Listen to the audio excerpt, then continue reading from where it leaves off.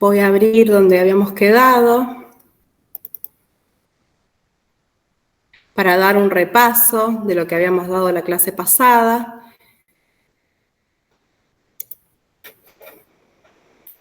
Espérenme que voy a...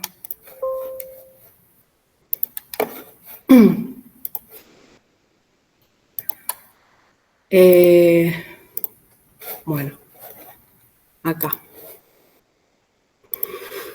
Ay, pegué una corrida que todavía no me recupero. Bueno.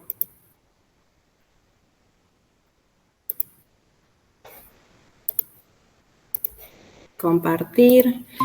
Bueno, la semana pasada habíamos empezado con este tema de capacidad. Vamos a hacer un repaso entonces. Habíamos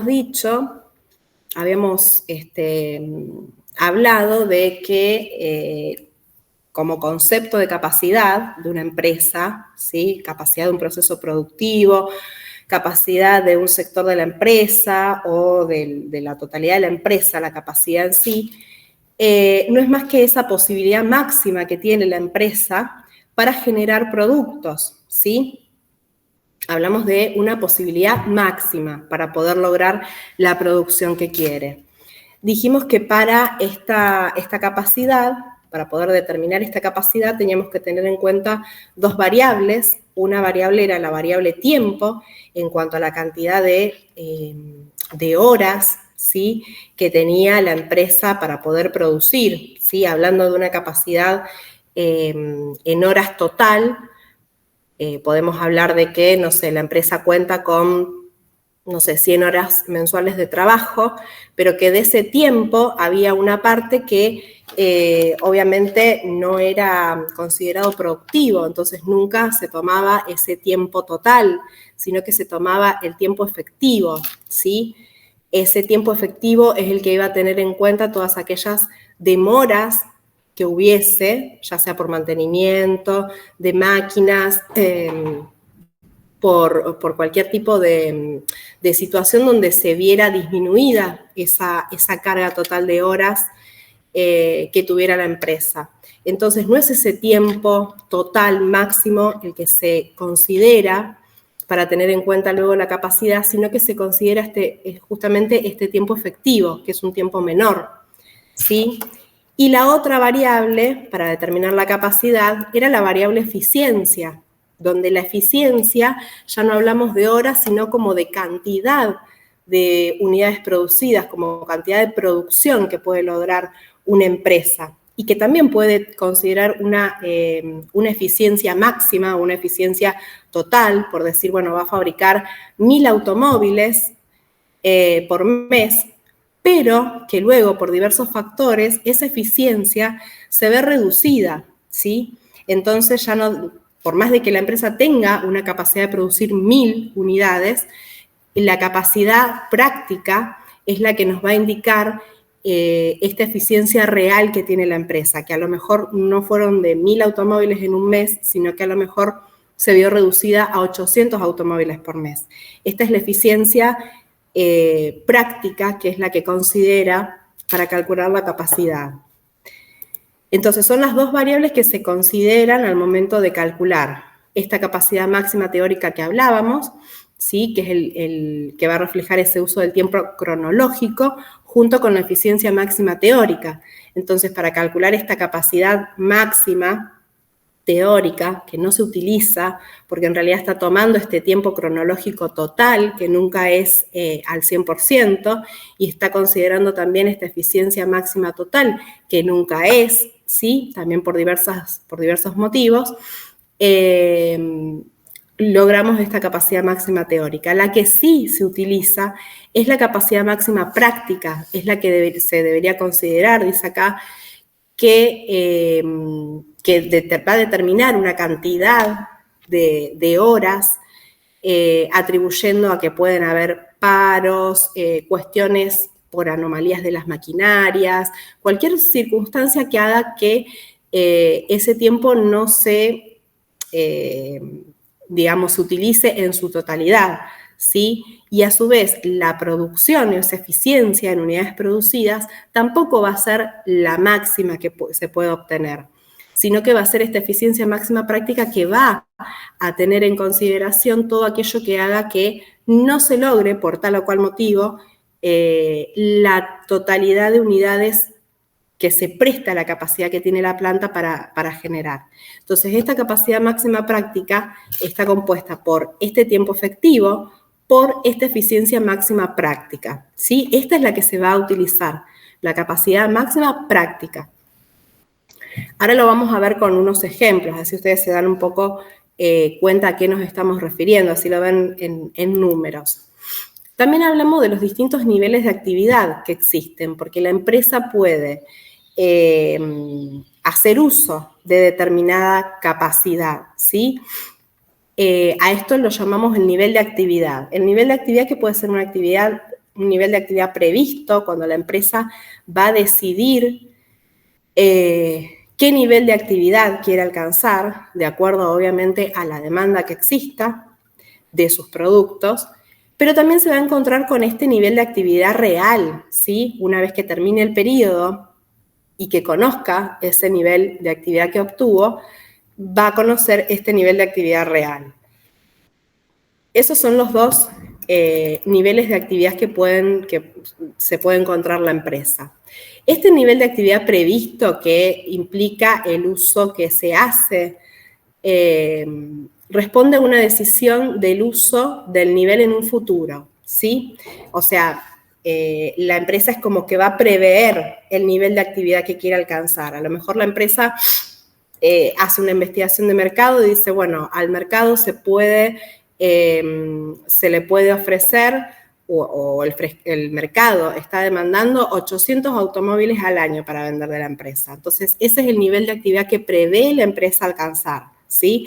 Para un futuro.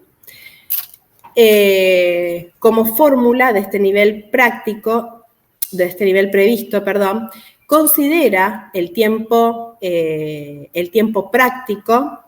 previsto, por la eficiencia prevista, ¿sí? Este tiempo que la empresa prevé que le va a demandar determinado nivel de producción por esta eficiencia prevista que habla justamente en cantidad de unidades que la empresa prevé poder producir para esa demanda, ¿sí? Es un nivel previsto, o sea, solamente lo que hace es proyectar ese nivel de actividad que va a poder desarrollar. Después hablamos de, este nivel de actividad real que toma en cuenta el tiempo real por la eficiencia real, o sea, ya cuando ocurrió la producción lo conocemos con exactitud, cuál es el tiempo real que se empleó para fabricar por la cantidad de unidades que se produjeron realmente, ¿sí? Y después nos adentramos al tema de capacidad, donde nosotros tenemos una capacidad que llamamos normal y es esa capacidad instalada, ese equipo productivo que existe en la empresa para desarrollar un determinado nivel de actividad. Ese nivel, cuando es normal, tiene que ser repetitivo, un nivel que se mantenga constante en el tiempo, ¿sí? Dentro de las condiciones dadas y por las cuales hay distintas bases de medición. Un ejemplo que menciona acá es, por ejemplo, una peluquería que presta un servicio y que para atender a clientes por día, por ejemplo, días hábiles, ¿cómo hace para calcular este tiempo? Y hace los días hábiles disponibles que tiene la peluquería por la cantidad de horas de funcionamiento de esa peluquería, ¿sí? Como siempre va a haber una pérdida, dicen, los tiempos de uso y de rendimiento. Y por lo tanto, esa capacidad normal que tiene la empresa, o en este caso la peluquería, se ve reducida en un porcentaje. Entonces, en ese porcentaje en que se ve reducida esa capacidad, es que podemos determinar esta capacidad real. Por eso dice, la capacidad real sería un 90% de la capacidad normal. O sea, la empresa cuenta con una capacidad normal, que son la totalidad de horas de funcionamiento por las cuales puede funcionar, pero que después, por determinados por determinadas situaciones, se ve afectada y se ve reducida, con lo cual pasamos a hablar de una capacidad real. La peluquería ya no trabajó al 100% de su capacidad normal, sino que trabajó a un 90% de esa capacidad.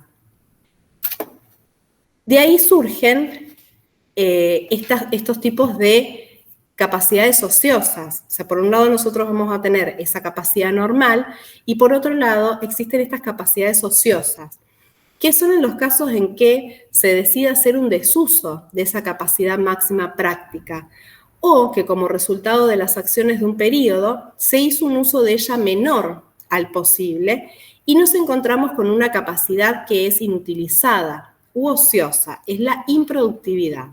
¿Sí? O sea, que toda aquella capacidad que no se use de la empresa, ¿sí? La empresa va a tener su máxima, su capacidad máxima, pero si no se utiliza esa capacidad máxima, esa subcapacidad es a lo que se llama capacidad ociosa, ¿sí? Esta capacidad ociosa me va a originar costos en la producción que lleva a cabo la empresa.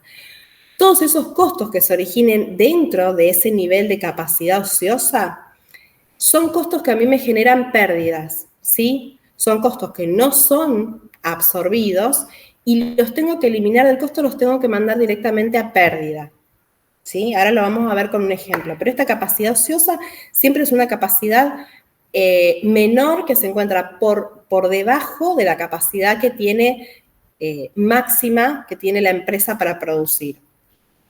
Y dentro, sí. Uno siempre va a tratar de esta capacidad ociosa reducirla a lo máximo posible, ¿no? Claro, exacto. Ahora lo vamos a terminar de ver, pero es así. Siempre hay que tratar de reducirla. Estos tipos de capacidad ociosa se mencionan dos tipos. Un tipo que es la capacidad ociosa anticipada, que es aquel tipo de capacidad que responde a lo que se ha decidido no utilizar y que por lo tanto es anticipada a la actividad. Es la que surge de comparar la capacidad máxima práctica y el nivel de actividad previsto cuando este nivel previsto es menor al máximo posible. Dice, si en un periodo el nivel de actividad real fuera mayor que el previsto, se daría un recupero de capacidad ociosa anticipada. O sea, la capacidad ociosa anticipada se calcula así. La capacidad máxima que tiene la empresa menos este nivel previsto, ¿sí? Es una capacidad que yo puedo anticipar, que no voy a utilizar, que estoy sabiendo que va a haber, que la empresa va a tener una capacidad ociosa. Nada más que es anticipada. Es mucho palabrerío, pero en realidad ustedes tienen que saber que la capacidad ociosa anticipada yo la conozco con anterioridad, con anticipación, y que me la brinda esta capacidad máxima que tiene la empresa menos este nivel previsto que la empresa prevé producir. Ahora lo vamos a ver con ejemplos más claros. Y por otro lado, otro tipo de capacidad ociosa es la capacidad ociosa operativa, que es cuando el nivel real de actividad, ¿sí?, resultó ser menor que el nivel de actividad previsto. Acá ya hay una operativa, una capacidad ociosa operativa. Yo la conozco cuando ya finalizó el periodo, ¿sí? Cuando yo conozco cuál fue mi nivel real de producción y cuál era mi nivel previsto. Si yo tenía previsto producir y vender 1000 automóviles, pero mi nivel real fue de 800, hay 200 que me generaron esta capacidad ociosa operativa, ¿sí? Yo acá la conozco, la diferencia es que la conozco con posterioridad a la producción. ¿Cuál es el impacto que tienen estas ociosidades en la empresa? El impacto que tienen va a ser negativo, ¿sí? Porque todos los factores fijos, nosotros conocemos que los factores fijos se mantienen constantes, haya o no haya producción. Pero estos factores fijos, cuando no son utilizados, generan costos. O sea, los costos fijos, por más de que la empresa no esté produciendo, siguen corriendo, se siguen generando. Pero ¿qué es lo que va a pasar? No van a ser absorbidos por la producción, ¿sí? Entonces, son costos que en realidad me terminan generando una pérdida en la empresa. Me generan una pérdida para ese periodo, ¿sí? Porque no tengo producción por la cual absorberlos, porque mi nivel de producción, mi nivel de actividad fue menor, ¿sí? Entonces, hay una proporción de estos costos fijos que no llegan a ser absorbidos, a estar cubiertos por esta producción y me generan pérdida. Ahora, lo que van a ver ustedes con los ejemplos es que se pueden realizar ciertas medidas para poder un poco alivianar los efectos negativos que tienen estas ociosidades en una empresa, ¿sí? Pero acá lo importante que ustedes sepan es cómo se determina una capacidad ociosa operativa, cómo se determina una capacidad operativa anticipada, a qué se refiere con nivel previsto, ¿sí? O nivel real. Esto es importante para poder aplicarlo después en los casos prácticos. ¿Hasta acá tienen alguna duda?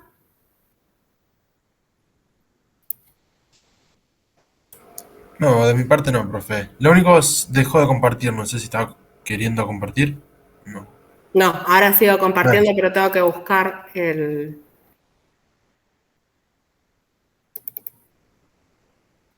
Ya lo tienen en el campus, a esta práctica yo ya la había subido. Vamos a ver unos ejemplos, ¿sí?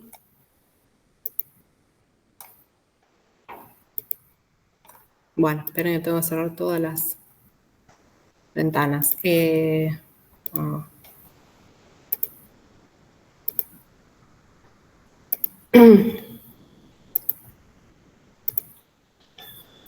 Bien.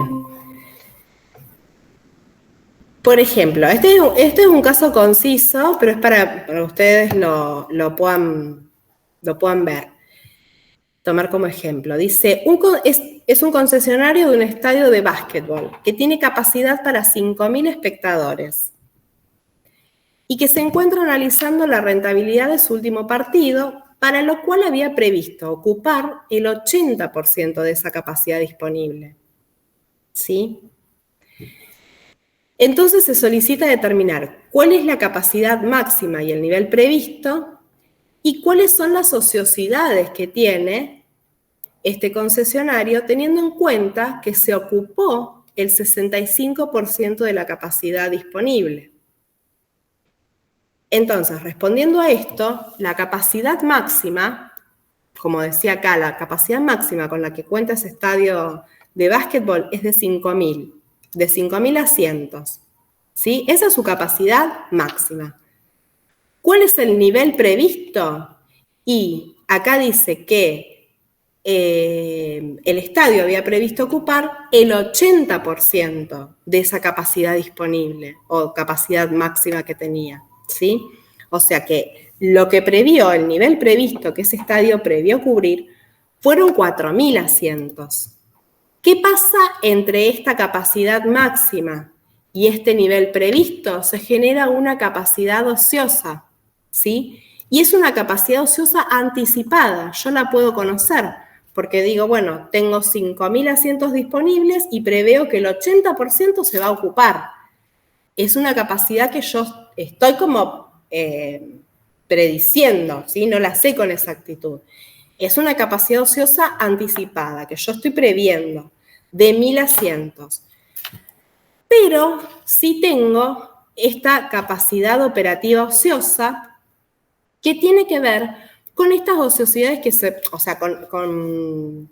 con esta ociosidad que en realidad termina siendo porque se ocupó el 65% de la capacidad disponible. Es decir, que el 65% de estos 5.000 asientos fueron los que se ocuparon, ¿sí? Mientras que si yo los comparo con el nivel previsto, que era de 4.000 asientos, me va a dar una capacidad operativa, una vez que ya ocurrió, fíjense que se ocupó, acá ya sucedió, ¿sí? Ya tengo el nivel real que conozco. Se ocupó el 65% de esa capacidad máxima que yo tenía, de 5.000. Entonces, si yo comparo este nivel ya ocurrido, este nivel real, me da unos 750 asientos, lugares que me generaron una capacidad ociosa, ¿sí? Porque estoy por debajo del nivel máximo que la empresa pudo haber hecho uso, ¿sí? Yo no usé la totalidad. Terminó ocurriendo que se utilizó un 65%. Esto es lo que se llama capacidad operativa ociosa. Esto es un ejemplo así sencillo, y el ejemplo más abajo, que yo se los voy a dejar para que lo vean ustedes, es similar, porque también habla de un estadio, un concesionario que tiene 10.000 espectadores sentados, les da el nivel previsto de 9.200 asientos, 9.200 asientos, y después les da distintos conceptos que fueron utilizados. Fíjense que acá hay también costos fijos. Esta es la diferencia, es que saca una cuota unitaria de costos fijos que va a ser la que después se termina no cubriendo, ¿sí? Como costos fijos de estructura. Pero también tienen que sacar la capacidad ociosa anticipada y la capacidad ociosa operativa. Les pide, se requiere determinar las distintas ociosidades, o sea, cuando hablamos de estas distintas ociosidades, tengan en cuenta que se refiere a la anticipada y a la operativa, conociendo que se ocuparon y les da el nivel real, ¿sí? 6.500 asientos. Es similar al otro, nada más que considerando una cuota de costos fijos. Pero en cuanto a lo que tienen que determinar es lo mismo que el primero. Yo les voy a mostrar ahora otro caso, otro ejemplo.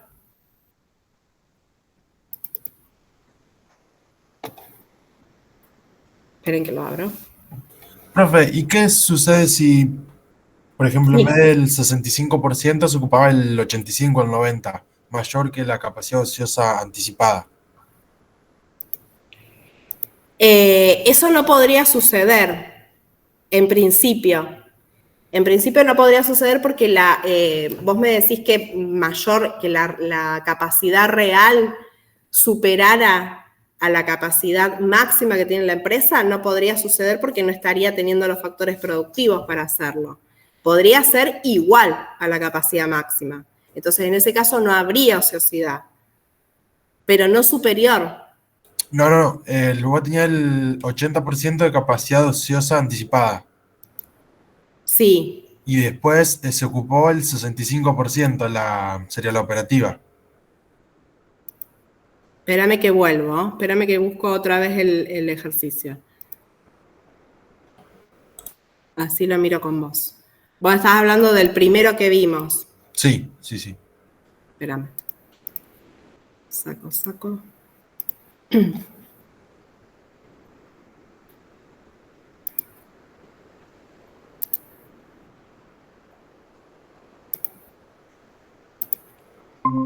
Acá.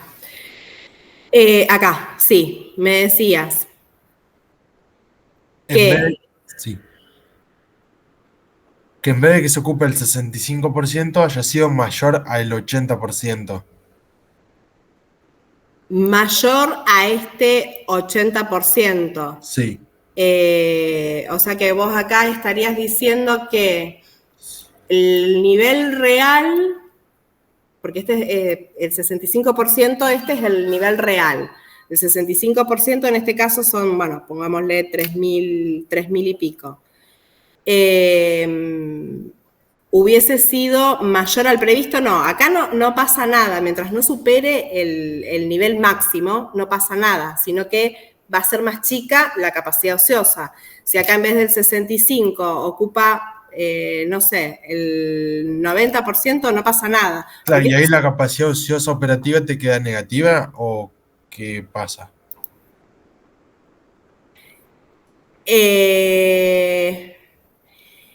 En realidad, capacidad operativa negativa no podría pasar. No habría capacidad ociosa operativa Claro. en ese caso, pero no habría una capacidad ociosa operativa negativa.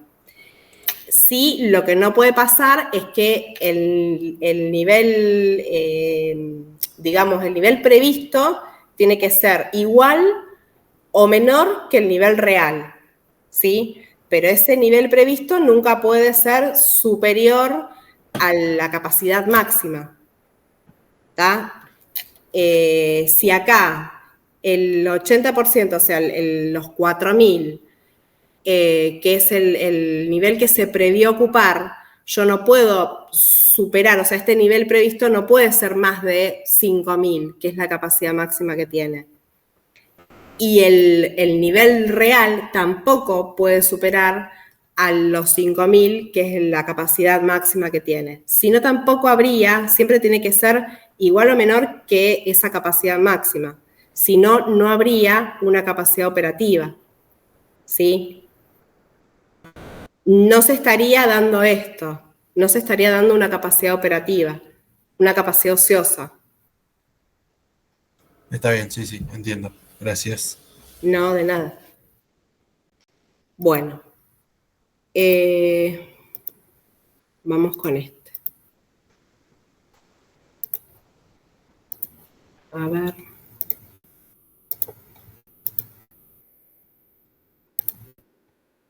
Bueno, este es un ejemplo también de capacidad ociosa pero anticipada. Dice que una fábrica de muebles opera con una capacidad instalada de 1.000 unidades por mes, ¿sí? A principios de junio, el departamento de ventas va a presentar un pronóstico de las ventas que tiene para los meses y para el trimestre siguiente, donde establece que para julio se van a vender 600 unidades, para agosto 550 y para septiembre 700. Entonces la gerencia de producción compara estos pronósticos de ventas con lo que es la capacidad máxima de la fábrica, ¿sí? Que dijimos que era de 1.000 unidades. Esta capacidad instalada es su capacidad máxima. Entonces, para julio, por ejemplo, compara las 1.000 unidades que tiene como capacidad máxima contra las 600 que se prevén vender. Y acá estaría viendo unas 400 unidades que generan una capacidad ociosa anticipada para el mes de julio. Yo ya estoy conociendo que en el mes de julio voy a estar 400 unidades, voy a tener 400 unidades que me van a quedar sin vender. Tengo una capacidad ociosa. Para agosto lo mismo. Tengo una capacidad ociosa porque hay 450 unidades que no voy a vender. Y para septiembre lo mismo. Tengo 300 unidades que las considero capacidad ociosa anticipada porque tampoco con ese nivel previsto, porque estoy hablando de capacidad anticipada, no voy a vender. Esta, recalquemos que es una capacidad que estoy anticipando. Puede ser que después el nivel real me indique otra cosa, ¿sí? Pero nunca el nivel real me va a hacer tener un volumen de 1.200 unidades, porque la capacidad que ya tiene la empresa es de fabricar 1.000 muebles por mes, ¿sí? Al anticipar esta capacidad ociosa, la gerencia puede tomar diversas medidas para poder optimizar los recursos y reducir todos aquellos costos que estén asociados a la improductividad. Es decir, hay por estas unidades que me quedan sin producir, digamos, porque no las voy a vender, como dijimos antes, me van a estar generando costos que no van a poder ser aplicados a esa producción. Entonces me van a generar pérdidas. ¿Cuáles son algunas de las medidas que puede tener la empresa para reducir ese impacto? Por ejemplo, algunos ejemplos son hacer un mantenimiento preventivo, ¿sí? Hacer una programación de tareas que tengan que ver con el mantenimiento en maquinarias durante esos meses que haya menor actividad en la empresa. Puede ser capacitar personal en nuevas técnicas que tengan que ver con la producción, el manejo de equipos. Pueden desarrollarse nuevos productos que tengan que ver con el prototipo de diseños y fabricación de alguna nueva línea de productos. O, por ejemplo, lanzar promociones y descuentos para ciertos productos en determinados meses que haya baja demanda. O sea, todo esto a mí me va a permitir, las medidas que tome la empresa, me va a permitir reducir el impacto que tenga esa producción que no se hizo o que no se pudo hacer, o sea, esa capacidad que tampoco se utilizó, ¿sí? Que me generó una improductividad. Bueno, ¿qué medidas puedo poner en marcha para aliviar estos efectos de la ociosidad? Y bueno, algunas son esto que tienen que ver con que, bueno, si hay épocas de baja demanda, entonces lo que puedo hacer es prestar atención en cuestiones que a lo mejor en demanda mayor, cuando es más fuerte la demanda, no se pueden hacer, ¿sí? Y bueno, algunos son los puntos que se mencionan acá. Dice, al conocer la empresa de una forma anticipada, que no va a estar operando plenamente, puede convertir lo que sería un problema de costos y recursos en una oportunidad.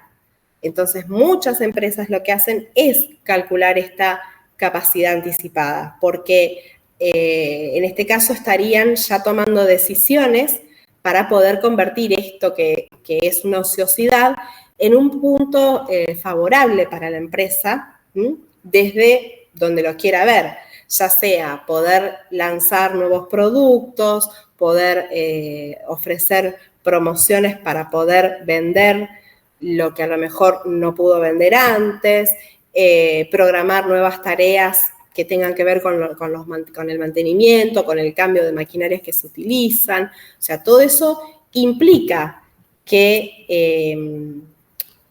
digamos, no va a evitar que esa capacidad ociosa le genere una pérdida, pero sí que pueda prever que va a tener esa capacidad y actuar para minimizar ese impacto que tenga, ¿sí?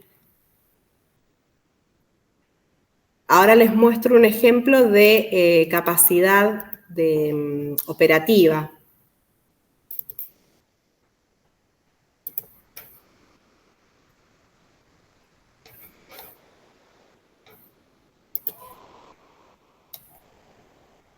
A ver.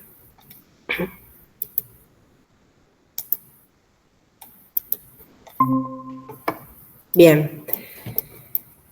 El caso de capacidad operativa dice, nos referimos a los recursos que una empresa tiene disponible, pero no está utilizando, ¿sí? Ya sea porque se haya decidido o no utilizarlos. Que a diferencia de la capacidad ociosa anticipada, la capacidad ociosa operativa es una realidad actual, ¿sí? Ya existe esta capacidad operativa. Un ejemplo, el establo restaurante tiene diseñado para preparar 200 platos por servicio, si todo funciona al máximo potencial, o sea, es su capacidad máxima. Pero la demanda actual es menor, es de 120 platos. Esos 80 platos son capacidad ociosa operativa, o sea, el restaurante tiene la capacidad de preparar 80 platos adicionales que en este momento no lo está pudiendo hacer por la baja en la demanda y no tiene que invertir, ¿sí?, en personal y en equipos para poder hacerlo, porque su capacidad es de 120. Entonces, esta sería ya una capacidad operativa, una capacidad ociosa operativa. Yo ya conozco el nivel real de actividad, que son estos 80 platos, y también conozco el nivel máximo, la capacidad máxima de la empresa, que son 120.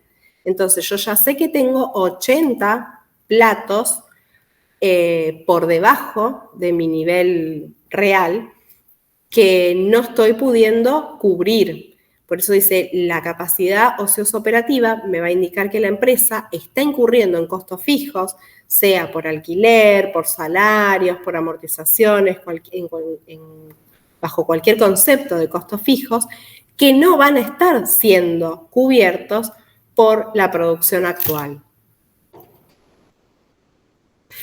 Que son esos 80, ¿sí? Que son esos 120.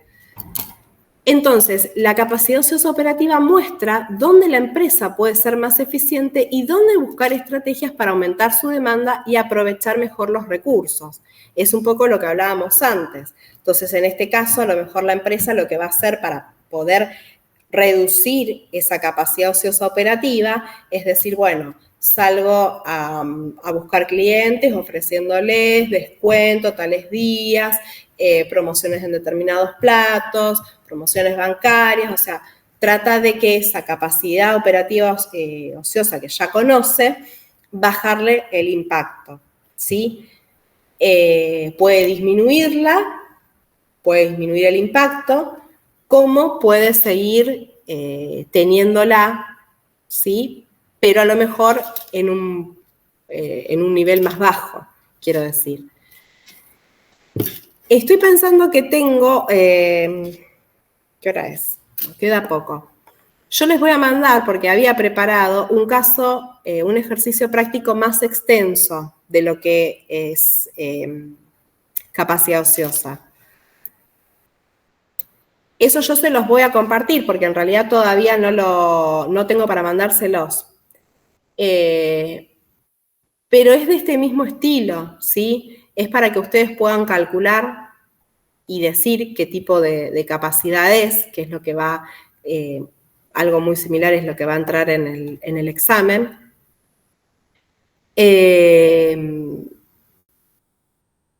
Y que puedan definir qué medidas, de acuerdo acorde a la empresa de que se trate, qué medidas pueden aplicar para reducir el impacto de esas ociosidades, ¿sí? Pero no lo tengo para mostrárselos ahora. Yo se los voy a subir al campus después. Y lo que quedaría, que también entra en el parcial, es el tema que sigue. Esperen que voy a compartir otra vez. Es el tema que sigue, que son decisiones basadas en costos,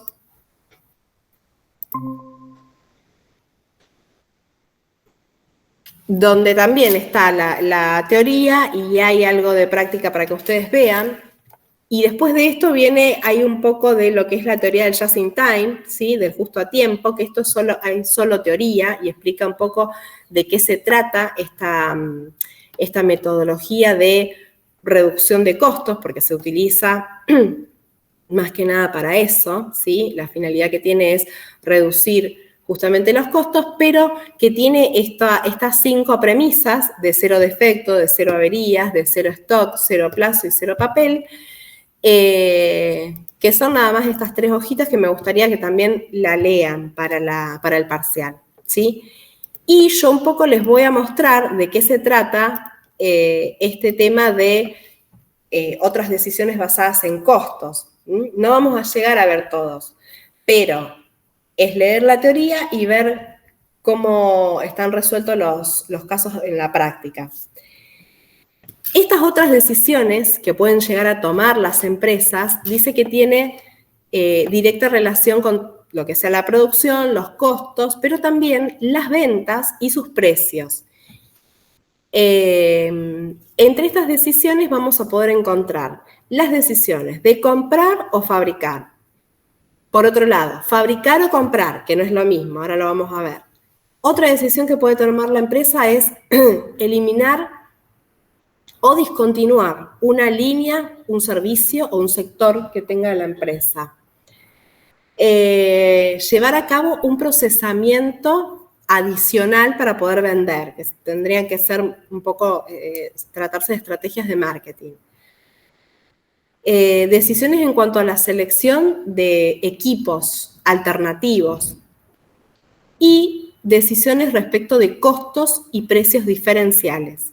Estas son algunas decisiones que la empresa puede tomar en base al estudio y el análisis de costos que venimos estudiando en la materia que yo les hablaba al principio del año. Hay que saber bien cuáles son los costos variables, cuáles son los costos fijos, porque en base a esa clasificación de costos es que analizamos y tomamos estas decisiones. Por ejemplo, para comprar o fabricar, En esta situación supone que la empresa está comprando un material a un tercero y analiza la alternativa de comenzar a producirla, ¿sí? O sea, la empresa la está comprando al proveedor, pero está analizando no comprársela más, sino que producirla a la propia empresa. Por ejemplo, dice una empresa que le compra los envases en los que envasa sus productos y está analizando la posibilidad de empezar a producirlos en su propia empresa. En la situación actual, o sea, nosotros tenemos que pensar en la situación que tiene actualmente, cuáles son los costos que se juegan en la situación actual. O sea, en la situación actual, la empresa que tiene el costo variable de comprarle esos envases, esa materia prima, al proveedor, ¿sí? Mientras que la decisión de comenzar a producir ese material va a involucrar otros costos variables de procesamiento, como van a ser todos los materiales que necesite, los suministros y la fuerza motriz, todo lo que implique producir esos envases. Entonces, lo que se hace es una diferenciación entre los costos que está teniendo ahora, actuales, y los costos de esta otra alternativa, ¿sí? Los costos de esta otra alternativa implicarían también costos fijos para implementar una nueva línea de producción, porque estaría produciendo esos envases que pueden ser también amortización de equipamiento que se requiera, recursos humanos, iluminación, alquileres y demás. Dado que el mercado ya existe, puesto que la empresa está operando en un determinado nivel, el precio de venta del producto no va a ser relevante para esta decisión, como sí en otras, que se considera el precio de venta, pero sí en esta decisión se van a considerar los costos que tiene cada alternativa, ¿sí? De comprar o de producirla. ¿Y eso va a surgir de qué? Un costo de comprar va a ser igual a la cantidad que ya está definida, porque el mercado de la empresa ya lo tiene, por los costos variables de comprar, ¿sí? Que son los que está teniendo, lo que le cuesta a la empresa el envase, comprarlo al proveedor. Y por otro lado, comparar el costo de producir, que van a estar compuestos por todos los costos fijos nuevos que se le agreguen, más todos los costos variables de producir por esa cantidad que ya tiene estipulada, porque ya está en el mercado, ya conoce la cantidad, ¿sí? Pero acá está lo que está comparando son los costos de comprar, que tiene que ver con esta cantidad que la empresa ya compra, consume, contra los costos totales de comenzar a producir, que va a implicar también nuevos costos fijos, ¿sí? Entonces, dice, el problema acá es el de hallar una magnitud Q que iguale los costos totales, que llamaremos punto de indiferencia, QI, y que representaría, es como sacar el punto de equilibrio, que representaría la cantidad en que para la empresa va a ser indiferente cualquiera de las alternativas, porque en ese nivel los costos totales de ambas alternativas va a ser el mismo, ¿sí? O sea, es como sacar el punto de equilibrio, es un punto neutral, no había pérdidas, no había ganancias, acá los costos totales van a ser iguales de ambas alternativas. Pero, ¿qué es lo que yo voy a, o cómo voy, en este caso, a calcular este nivel de indiferencia? Voy a tomar los costos fijos directos del nuevo producto, proceso. O sea, acá voy a tomar todos los costos fijos directos que estén relacionados con producirlo, ¿sí? Con todos los costos fijos que yo veo que ahora no tengo y que me va a generar esta nueva decisión, contra estos costos variables de comprar menos los costos variables de producirlo. Cuando yo ya conozco los costos variables de comprarlo, ya los conozco porque es la situación actual que tiene la empresa. Pero si los comparo con los costos variables de producirlos, que sería la alternativa, voy a tener acá en la fórmula ya para poder conocerlos, ¿no? Entonces, estos costos fijos directos de la nueva alternativa sobre esta diferencia entre los costos variables de cada una de las alternativas me va a dar este punto indiferente. Dice, en este caso, la contribución marginal va a estar determinada por el ahorro en costos variables que tendría la empresa si dejara de comprar, ¿sí? Y con esa contribución marginal, afrontar los costos fijos de la nueva estructura de producción. Es decir, que con el ahorro que tenga de dejar de comprar, cubrir los nuevos costos fijos que van a aparecer por la nueva oportunidad de producir. Del análisis surge que, dice, si el nivel de actividad de la empresa, real o previsto, pero acá puede ser ya sea real, que ya sucedió, o que esté prediciendo, es inferior a este punto de indiferencia determinado, le va a convenir seguir comprando, porque esa alternativa presentaría un menor costo total. Mientras que si el nivel de producción de la empresa es superior a ese punto indiferente, la conveniencia sería comenzar a fabricar, ¿sí? O sea que a partir de ese punto de indiferencia, que es neutro, donde los costos totales son iguales, yo después tengo que ver dónde estoy, cuál es mi nivel. Mi nivel es más alto o más bajo que este punto. Y ahí decido si tomo una alternativa o continúo con la alternativa actual. ¿Me siguen hasta acá?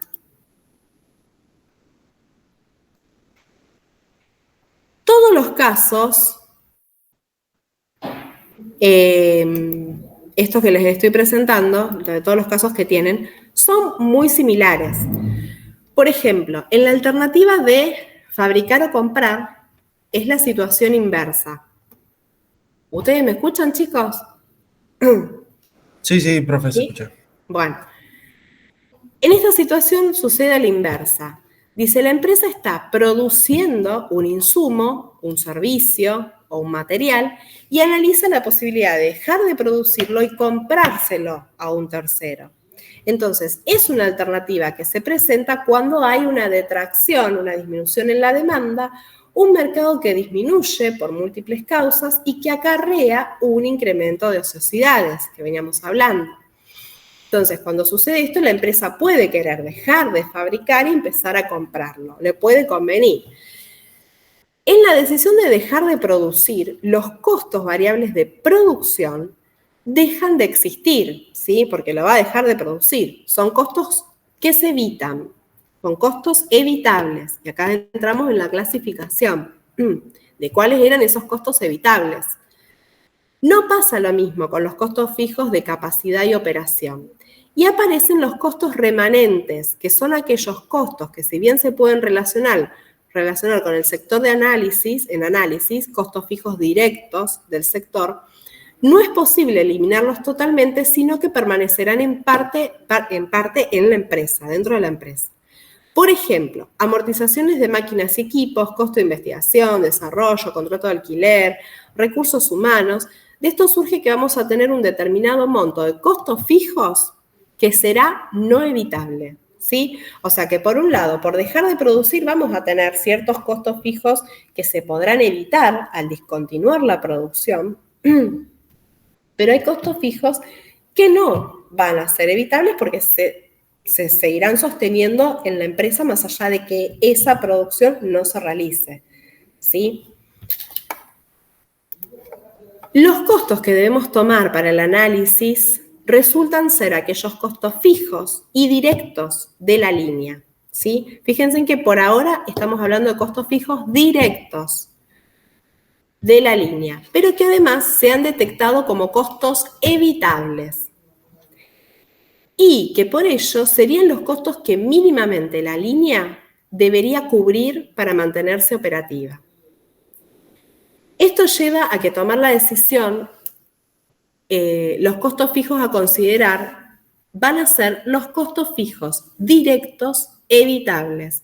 O sea, si la empresa analiza dejar de producir para comenzar a comprar, yo tengo que analizar todos los costos fijos directos evitables que haya tenido esa línea de producción y compararlos con los costos variables de también de comprar menos costos variables de producir. La magnitud esta del punto de indiferencia va a indicar que si el nivel de actividad real está por debajo de ese punto indiferente, va a ser conveniente dejar de producir porque nos indicaría que el sector de producción, con el ahorro de costos variables, no estaría cubriendo los costos fijos directos y evitables, ¿sí? Yo lo que acá tengo que lograr cubrir son estos costos fijos directos y evitables. Si no lo está cubriendo, no es conveniente. En el caso contrario de que el nivel de actividad sea superior a este punto indiferente,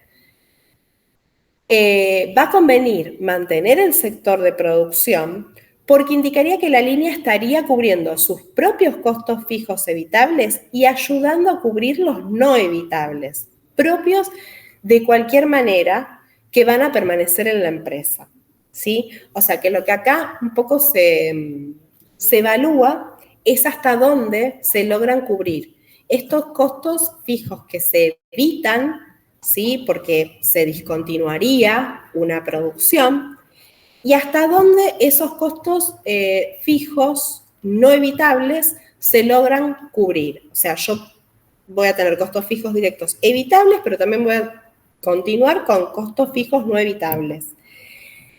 Si el nivel es superior y a mí me indica que yo puedo cubrir esos costos fijos directos evitables y no evitables, entonces conviene que la empresa en este caso continúe produciendo, ¿sí? Pero si no los logra cubrir, entonces puede tomar la decisión, tener la alternativa de comenzar a comprar.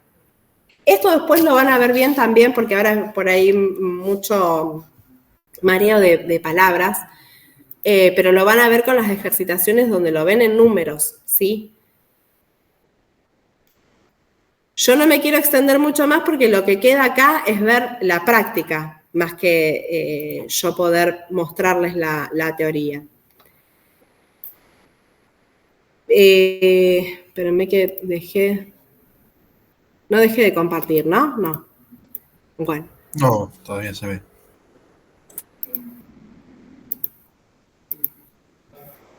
Pero yo no lo estoy viendo. Acá. Bueno, después otra decisión que puede tomar la empresa es eliminar o discontinuar una línea, ¿sí? Un servicio o un sector, considerando que la empresa produzca más de un producto o preste más de un servicio o cuente con más de un sector productivo. La teoría les va explicando, más o menos igual a lo que yo ya les vengo leyendo, pero en cada situación se toman, ustedes pueden ver que cambian los costos que hay que considerar. En este caso, en el de eliminar o discontinuar una línea, un servicio, un sector, fíjense en que va a considerar los costos fijos evitables del sector y que sean directos, directos e evitables. Pero va a tener en cuenta acá la contribución marginal, va a tener en cuenta el precio de venta menos el costo variable de producción. Y acá les explica lo mismo. Si el nivel de actividad real o previsto de dicha línea, servicio, no alcanzara el nivel determinado, va a indicar la existencia de quebranto para la línea. Con contribuciones marginales que no, en este caso no llegarían a cubrir los costos fijos evitables. En los niveles de actividad reales o previstos superiores a ese nivel de cierre, no convendría eliminar la línea o sector. O sea, acá más de hablar de un punto de indiferencia, está hablando de cuál es la... Perdón, me fui acá. Está hablando de... Acá. De un punto de cierre, esta cantidad de cierre que me indica una cantidad donde también va a ser neutra. A partir de esa cantidad me conviene cerrar esa línea de producción o me conviene continuarla, ¿sí? Es el nivel que me va a indicar. También los costos fijos evitables, erogables, hace la diferencia acá, contra el precio de venta menos costos variables de producción. Fíjense que en cada alternativa pueden variar cuáles son los costos fijos a considerar, ¿sí? En este caso, toma en cuenta los costos evitables erogables. Había costos fijos no erogables, como el caso de las amortizaciones, son un poco los ejemplos, pero que en realidad no son erogables, no implicaban una salida de dinero. Bueno, acá, aunque la mayoría de los costos fijos evitables son erogables, hace esta diferencia. Y dice lo mismo, si ese nivel de actividad real que obtiene la empresa está por debajo de ese nivel de cierre, se debe eliminar la línea, porque la empresa va a estar teniendo no solamente pérdidas económicas, sino también pérdidas financieras, se va a descapitalizar. Y si el nivel real se ubicara entre el nivel de cierre financiero y el nivel de cierre económico, también debería eliminarse la línea o el sector, porque en ese caso la empresa tendría algún tiempo más para tomar la decisión en función de que no habría entrado en zona de pérdida financiera, no obstante puede tener una pérdida económica. Bueno, esto implica ya un análisis más profundo porque hay una diferenciación que hace entre lo que es una pérdida económica propiamente dicha y una pérdida financiera. Una pérdida económica se refiere a cuando la empresa en realidad no gana, ¿sí? No gana, sus egresos son mayores que sus ingresos, ¿sí? Lo que gasta es mayor que lo que le ingresa. Esa es una pérdida económica. La pérdida financiera sí es cuando ya la empresa no tiene capacidad solventiva como para poder financiarse, como para poder decir, bueno, yo como empresa quiero tomar un préstamo, pero no soy solvente, o sea, para la persona acreedora, para el banco en ese caso, la empresa no tiene solvencia o no tiene la capacidad de afrontar la obligación financiera, por ejemplo, en este caso de un crédito, ¿sí? No sé si se entiende, pero esa es una diferencia entre pérdida financiera y pérdida económica, ¿sí? Me apura el tiempo.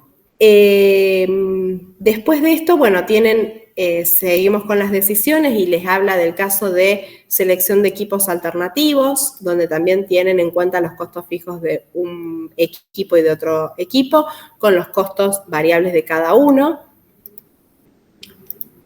Y bueno, y esas son, hasta ahí llega, creo que las vimos, que las mencionamos por lo menos a todas. Sí.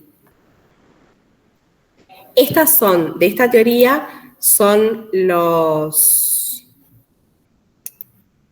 casos prácticos que ustedes van a encontrar.